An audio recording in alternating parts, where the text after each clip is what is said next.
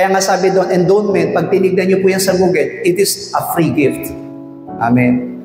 Yan po ay regalo.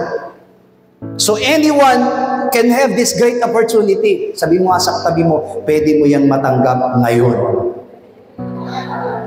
Ibig sabihin, no one can block that way of favor of God in your life.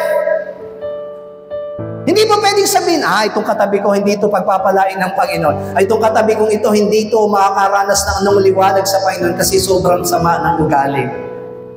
Tandaan natin, lahat tayo masama, pero kayang ipagkaloob ng Panginoon sa atin yun. Pagliliwanagin ng Panginoon ang kanyang liwanag, ang kanyang ilaw sa atin.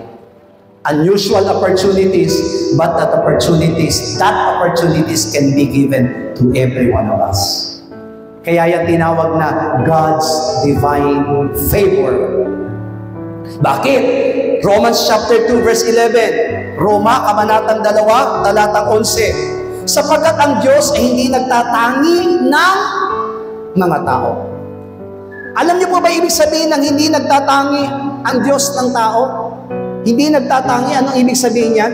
Pag sinabing hindi nagtatangi, whether you are so bad, amen po ba? Kahit na ano pa yung nakikita niyang kasamaan sa iyo, amen, hindi niya yun titignan. Kasi kung ganyan lamang ang Diyos, tinitignan niya ang mabuti, walang maliligtas sa atin. Dahil wala siyang makikitang mabuti. Di ba sabi ni Jesus Christ, God is the only one who is good. Kung ang goodness lang ang hahanapin ng Panginoon sa mga tao para iligtas, walang maliligtas. Amen? Pero salamat sa Panginoon, hindi niya tinignan.